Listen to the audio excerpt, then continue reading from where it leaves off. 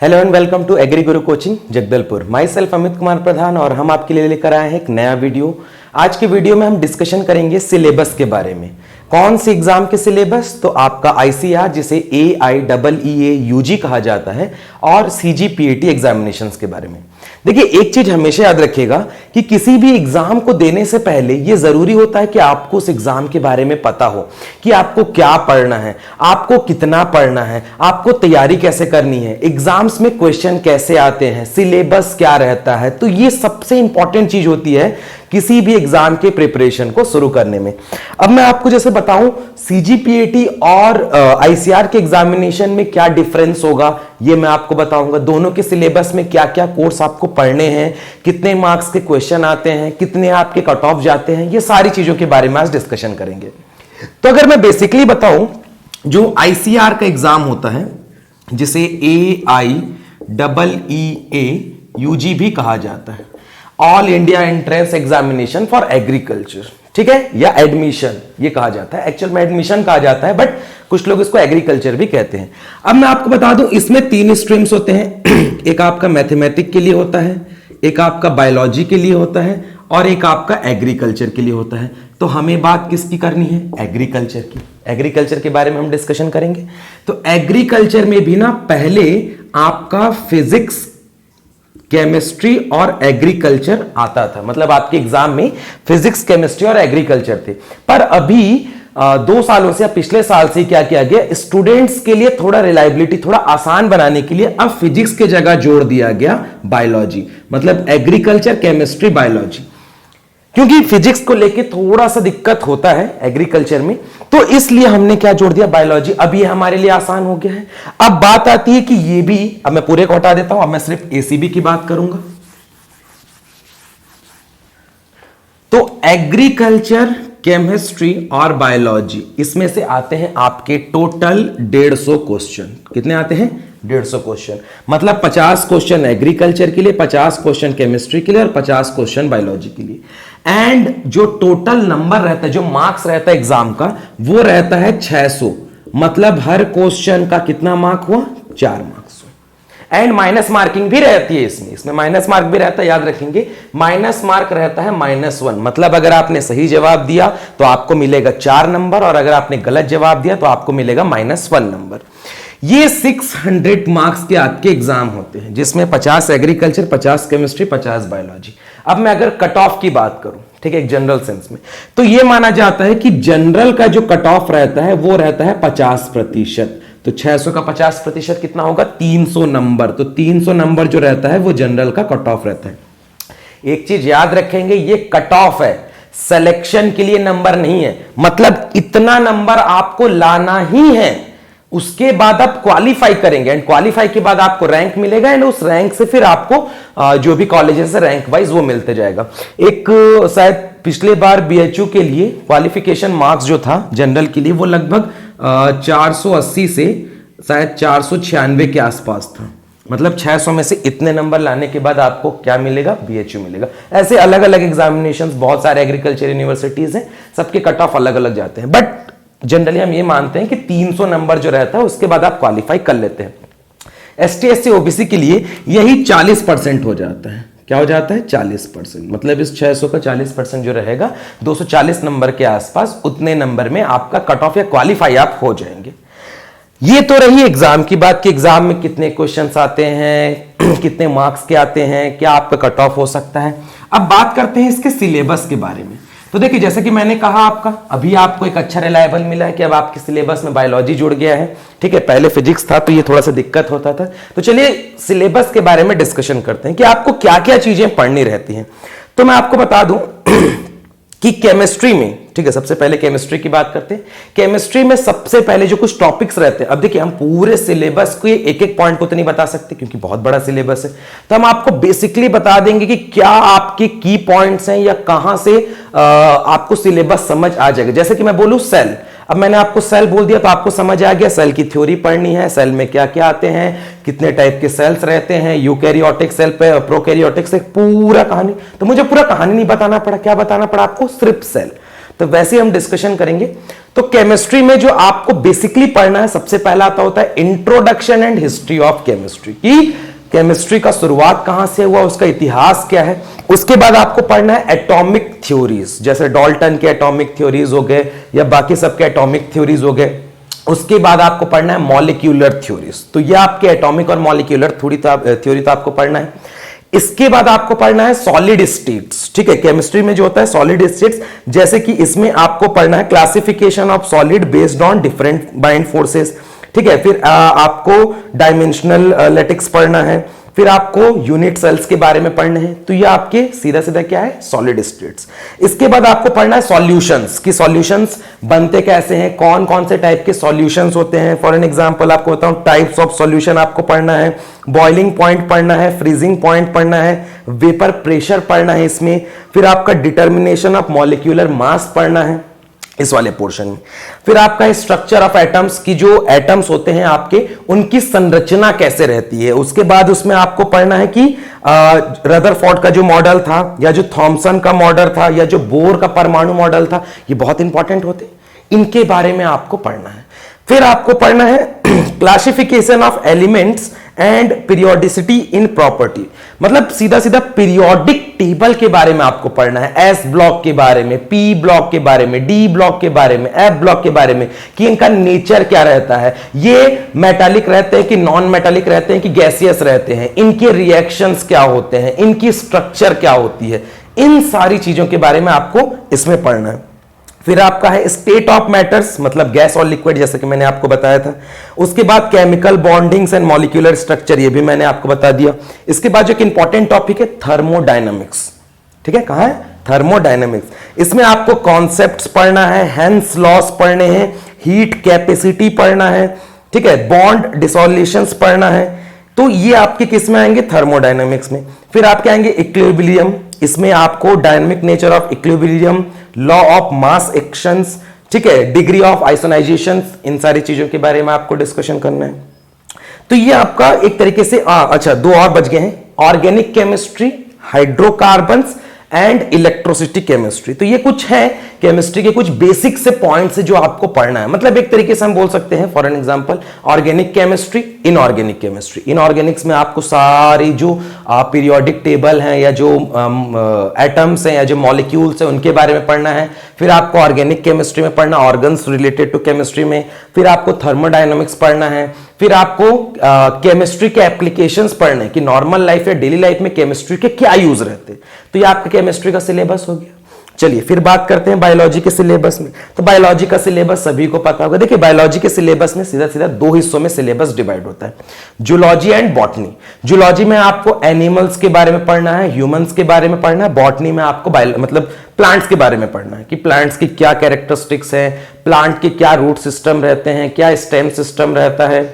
उसके बाद आपको सेल्स के बारे में पढ़ना, यूनिट ऑफ सेल। ये तो पता है, बचपन से मैं पढ़ता रहे, बहुत इंपॉर्टेंट टॉपिक है कि सेल्स क्या होते हैं, सेल्स के क्या काम रहते हैं, कौन कौन से टाइप्स के सेल्स होते हैं, ह्यूमन सेल्स कैसे होते हैं, एनिमल सेल्स कैसे होते हैं, प्लांट सेल्स कैसे होते हैं, या माइक्रो ऑर्गेनिजम्स के सेल्स कैसे होते हैं। फिर आपको डाइवर्सिटी ऑफ लाइफ पढ़ना है, जिसमें आपको अलग अलग जो किंगडम्स होते हैं उनके बारे में आपको पढ़ना है, किंगडम्स और फाइलम्स के बारे में। फिर ऑर्गेनिज्म एंड एनवायरनमेंट के बारे में पढ़ना है, कि सूक्ष्म जीव जो जीव रहते हैं, ऑर्गेनिज्म जीव और पर्यावरण के बारे में संबंध पढ़ना है इसमें आपको। फिर आपको पढ़ना है structure and function of plant life and structure and function of animal life, मतलब दोनों में संरचना एवं कार्य किसका, पादप समुदाय का, संरचना एवं कार्य किसका, जंतु समुदाय का। फिर आपको पढ़ना है कंटिन्यूटी ऑफ लाइफ, जिसमें आपको मेंडल्स के थ्योरी पढ़ने बहुत इंपॉर्टेंट होता है, जीन्स की थ्योरी पढ़नी है आपको, जियोग्राफिकल स्केल, हेमेटोलॉजी, ठीक है, डार्विन का सिद्धांत, ये सारी चीजें, ठीक है। Continuity of life, origin and evolution of life में ये बहुत इंपॉर्टेंट पॉइंट है। फिर आपका एप्लीकेशन ऑफ बायोलॉजी, अगेन जैसे कि हमने पढ़ा था एप्लीकेशन ऑफ केमिस्ट्री, यहां पे आपका क्या है, एप्लीकेशन ऑफ बायोलॉजी, की पेस्टिसाइड्स क्या है, रोल ऑफ बायोलॉजी क्या है, ह्यूमंस में क्या होते हैं, डोमेस्टिकेशन ऑफ प्लांट क्या होता है, इन सारी चीजों के बारे में। And the last one agriculture. ठीक है। तो एग्रीकल्चर का भी जो सेगमेंट रहता है ना, वो अलग अलग हिस्सों में डिवाइड है। जैसे कि एग्रो मेटीरियोलॉजी आपका पहला चीज होता है, जिसमें मौसम संबंधी तथ्यों का अध्ययन करते हैं कि मौसम विज्ञान क्या है, मौसम विज्ञान की स्थापना कब की गई थी, मौसम विज्ञान कहाँ है। आपके बेसिक एग्रीकल्चर पढ़ना है इसमें कि रिसर्च इंस्टीट्यूट्स कहाँ कहाँ हैं। उसके बाद आपको नेशनल रिसर्च इंस्टीट्यूट पढ़ने हैं, स्टेट रिसर्च इंस्टीट्यूट्स के बारे में पढ़ना है। फिर हिस्ट्री ऑफ एग्रीकल्चर पढ़नी है कि एग्रीकल्चर का इतिहास कहाँ से है। ठीक है। फिर आपको कुछ तथ्यों के बारे, फैक्ट्स के बारे में पढ़ना है। फिर आपका सेकंड आ जाता है लाइफ स्टॉक प्रोडक्शन। ठीक है। तो लाइफ स्टॉक प्रोडक्शन में आपको क्या है, जो भी आपका animal husbandry, poultry science, fishery science, dairy science है, इन सारी चीजों को इसमें पढ़ना है कि एनिमल्स के ब्रीड्स क्या हैं, एनिमल्स के सिस्टम जैसे कि रिप्रोडक्टिव सिस्टम क्या होता है, डाइजेस्टिव सिस्टम क्या है, सर्कुलेटरी सिस्टम क्या है, मिल्क सिस्टम क्या है। फिर आपको इनके बीमारियों के बारे में पढ़ना है। फिर आपको पोल्ट्री में भी सेम यही चीज कि कौन कौन से पंछी होते हैं, मुर्गा, मुर्गी, बत्तख, ये सारी चीजों के बारे में आपको इसमें पढ़नी है। एनिमल में आपको गाय, भैंस, बकरी, भेड़, इनके बारे में आपको पढ़ना है। फिर आपका डेयरी साइंस, जिसमें हम ये पढ़ेंगे कि कौन कौन से डेयरी उत्पाद रहते हैं, जैसे कि क्रीम हो गया आपका, या आपका बटर बनाना हो गया, घी बनाना हो गया, दही बनाना हो गया, मक्खन हो गया, इनके क्या प्रोसेस है, ये सारी चीजों के बारे में आपको पढ़ना है। इसके बाद आपको पढ़ना है जेनेटिक्स एंड प्लांट ब्रीडिंग, जिसमें हम प्लांट के डीएनए के बारे में, प्लांट के वैरायटीज के बारे में, प्लांट के क्या बोल सकते हैं आपका रिप्रोडक्शंस के बारे में, इन सारी चीजों के बारे में। इसमें भी मेंडल थ्योरी आएगी आपकी, जो आपकी बायोलॉजी में थी। इसके बाद आपको पढ़ना है बायोकेमिस्ट्री, जहां पे हम क्या करेंगे, माइक्रो जो पीएच एंड बफर्स हो गए, बायो और केमिस्ट्री मतलब बायोलॉजी एंड केमिस्ट्री को मिक्स करके जो पढ़ना है, बायोकेमिस्ट्री इसको बोलेंगे। फिर आपका पढ़ना है माइक्रोबायोलॉजी। तो माइक्रोबायोलॉजी में देखिए दो वर्ड है, माइक्रो एंड बायोलॉजी। माइक्रो मतलब सूक्ष्म, बायोलॉजी मतलब जीव। सूक्ष्म जीवों के बारे में पढ़ना है, जैसे कि आपका algae, fungi, virus, bacteria, protozoa, इनकी लाइफ साइकिल क्या रहती है, इनका स्ट्रक्चर क्या रहता है, ये हमारे लिए बेनिफिट है कि हार्मफुल है, इन सारी चीजों के बारे में। फिर आपका थर्ड एंड फोर्थ सेगमेंट जो रहता है, वो रहता है क्रॉप प्रोडक्शन एंड हॉर्टिकल्चर। तो क्रॉप प्रोडक्शन में आपको सॉइल्स के बारे में पढ़ना है, क्रॉप कौन कौन से क्रॉप है, उनका कल्टीवेशन कैसा किया जाता है, ये पढ़ना है आपको। फिर आपको वीट कंट्रोल्स पढ़ने हैं कि वीट क्या होते हैं। इंसेक्ट्स के बारे में पढ़ना है कि क्रॉप से रिलेटेड कौन से इंपॉर्टेंट इंसेक्ट्स हैं। तो ये आपको क्रॉप प्रोडक्शन में हो गया। हॉर्टिकल्चर में हमें फल के बारे में, सब्जियों के बारे में, फूलों के बारे में पढ़ना है कि इनका कल्टीवेशन कैसे किया जाता है, इनके प्रोपगेशन या प्रसारण की विधियां आपको पढ़नी है। ट्रेनिंग एंड प्रूनिंग जो हो गया वो पढ़नी है। तो ये पूरा था आईसीआर का सिलेबस। सुनने में लग रहा होगा बहुत बड़ा है, लेकिन देखिए अगर आप हमारी टीम के साथ जुड़े हैं, अगर आप हमारे दिए हुए लेक्चर्स को पढ़ रहे हैं, अगर आप हमारे बताए हुए स्ट्रेटेजी को पढ़ रहे हैं, समझ रहे हैं, तो ये चीजें धीरे धीरे आपके लिए आसान हो जाएगी। एंड इसके बाद अगर मैं सीजीपीएटी की बात करूं, तो सीजीपीएटी का भी जो एग्जाम होता है ना, वो उसमें भी आपके तीन ही डिपार्टमेंट्स रहते हैं, मैथ्स रहता है, बायोलॉजी रहता है, एग्रीकल्चर रहता है। अब हम एग्रीकल्चर के बारे में बात कर रहे हैं। ये जो एग्रीकल्चर रहता है ना, ये आईसीआर के एग्रीकल्चर से थोड़ा अलग रहता है। कैसे अलग रहता है? सीजीपीएटी, इसमें जो एग्रीकल्चर का सेगमेंट मतलब सेक्शन है, वो तीन हिस्सों में डिवाइडेड है। एक को बोला जाता है AG1, फिर AG2 एंड AG3। AG1 को फिर से डिवाइड किया है हमने चार हिस्सों में। P मतलब फिजिक्स, C मतलब केमिस्ट्री, M मतलब मैथ्स और B मतलब बायोलॉजी। अब आप बोलेंगे हाँ तो सारे सब्जेक्ट्स आ गए, पर हाँ ध्यान रखिए कि ये 20-20 नंबर के आते हैं, सभी के सभी क्या रहते हैं 20-20 मार्क्स के। तो टोटल AG1 से आपके कितने नंबर के आ जाते हैं? 80 मार्क्स के। क्लियर है? AG2 जिसमें क्रॉप प्रोडक्शन एंड हॉर्टिकल्चर, जो अभी मैंने आपको समझाया था, वो आता है और ये रहते हैं 60 मार्क्स के। और जो AG3 रहता है, इसमें जो लाइफ स्टॉक वाला मैंने समझाया ना, poultry, dairy, fishery, animal husbandry, ये रहते हैं। तो टोटल जो आपका सीजीपीएटी रहता है, वो रहता है 200 नंबर का। 80 नंबर AG1 से, 60 नंबर AG2 से, 60 नंबर AG3 से। एंड ये 200 नंबर में माइनस मार्किंग नहीं होती। ये करेक्ट क्वेश्चन के 1 मार्क्स, गलत किया आपने तो कोई मार्क्स नहीं कटेगा। तो टोटल 200 नंबर के क्वेश्चन और क्या बोलते थे, टोटल 200 क्वेश्चन होते हैं। सीजीपीएटी के लिए आपको मिलते हैं 3 घंटे, मतलब 160 मिनट, सॉरी माफ कीजिएगा 180 मिनट, ठीक है। और आईसीआर के लिए ना आपको 180 मिनट ये हो जाएगा, यहाँ पे माफ कीजिएगा। आईसीआर के लिए आपको मिलता है सिर्फ और सिर्फ 2 घंटे, सॉरी 2.5 घंटे, मतलब 150 मिनट। तो 150 मिनट में 150 क्वेश्चन सॉल्व करने आईसीआर के, और यहाँ 180 मिनट में 200 क्वेश्चन सॉल्व करने। आईसीआर में माइनस मार्किंग होती है, सीजीपीएटी में कोई माइनस मार्किंग नहीं होती। अब मैं अगर आपको सिलेबस के बारे में बात करूं तो देखिए एक चीज याद रखिएगा कि यहां पे जो फिजिक्स, केमिस्ट्री, मैथ, बायोलॉजी है ये आईसीआर के लेवल्स के नहीं रहते हैं। ये एग्रीकल्चर के जो क्वेश्चंस पूछे जाते हैं ना, वो इनका सिलेबस भी बहुत छोटा रहता है और इजी रहता है। फॉर एन एग्जांपल मैं आपको बता देता हूं, जैसे कि एग्रीकल्चरल फिजिक्स में आपको क्या पढ़ना रहता है, पहले तो आपको इंट्रोडक्शन ऑफ फिजिक्स पढ़ना रहेगा कि फिजिक्स क्या है, फिर आपको पंप्स के बारे में पढ़ना है, फ्रिक्शन या घर्षण के बारे में, कुछ सिंपल मशीन्स के बारे में, ग्रेविटी के बारे में, हीट के बारे में, ठीक है। फिर आपको ऑप्टिकल्स या जिसको प्रकाश बोलते हैं उसके बारे में पढ़ना है, मैग्नेट के बारे में पढ़ना है, इलेक्ट्रिक चार्ज के बारे में पढ़ना है, बस इतना ही रहता। और इसमें भी बहुत बेसिक चीजें पढ़नी है, बहुत ज्यादा डीप आपको नहीं जाना है, ठीक है। वैसे केमिस्ट्री में भी ना बहुत बड़ा केमिस्ट्री नहीं रहता है, यहां पे आपको एटॉमिक स्ट्रक्चर्स पढ़ने रहते हैं, मतलब जो बोर की थ्योरी रहती है, केमिकल बॉन्ड्स पढ़ने रहते हैं, फिर आपको आयोनिक थ्योरी पढ़नी है, कॉलॉइड्स के बारे में पढ़ना है, केमिकल फर्टिलाइजर जो कि आपके एग्रीकल्चर मतलब ये वाले सेक्शन, AG2 वाले सेक्शन में आप वैसे भी पढ़ेंगे। इसके बाद आपको क्लासिफिकेशन एंड नॉमेनक्लेचर्स पढ़ने हैं, सैचुरेटेड, अनसैचुरेटेड हाइड्रोकार्बन और क्या बोल सकते हैं एलिमेंट्री केमिस्ट्री।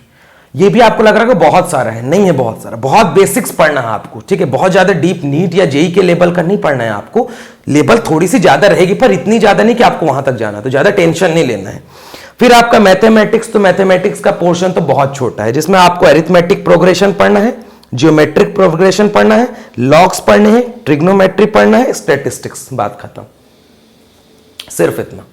मैंने फिर बोला ना ये आईसीआर के सिलेबस से अलग रहता है, ये जो पीसीएमबी वाला पोर्शन है, ठीक है। अब ये जो AG2 वाला पोर्शन है ना, यहां पे आपको वही सारी चीजें पढ़नी है जो आपको आईसीआर में पढ़ना है, पर वहां से कुछ चीजें थोड़ी सी कम हो जाएंगी। जैसे कि मैं आपको बता देता हूं कि आपके AG2 में या जो क्रॉप प्रोडक्शन एंड हॉर्टिकल्चर वाला सेक्शन है, इसमें आपको क्रॉप्स के बारे में पढ़ना है, वीड्स के बारे में पढ़ना है, इंसेक्ट्स के बारे में पढ़ना है। अब आप बोलेंगे ये सारी चीजें तो वहां भी थी, बिल्कुल वहां थी, पर वहां थोड़ा सा ना लेवल अप रहता है, यहां पे लेवल ना डाउन नहीं रहता है पर नॉर्मल रहता है, बेसिक रहता है। आप यहां बेसिक से पढ़ सकते हैं, जैसे कि वहां पे आपको genetics and plant breeding extra पढ़ना था, एग्रोमेटीरियोलॉजी एक्स्ट्रा पढ़ना था, तो यहां पे एग्रोमेटीरियोलॉजी या जेनेटिक्स एंड प्लांट ब्रीडिंग का ना बहुत छोटा सा या नहीं के बराबर पोर्शन रहता है। यहां पे आपको मेनली फोकस करना है क्रॉप प्रोडक्शन में और हॉर्टिकल्चर में, ये दोनों में सबसे ज्यादा फोकस करना है। अगेन आईसीआर का जो AG3 वाला पोर्शन है, माफ कीजिएगा सीजीपीएटी का AG3 वाला पोर्शन, ये आईसीआर से कुछ हद तक मैच करता है, लेकिन अगेन वहां पे लेवल थोड़ा सा अप रहेगा, यहां पे लेवल थोड़ा सा क्या रहेगा, मॉडरेट, मध्यम रहेगा, बीच में रहेगा।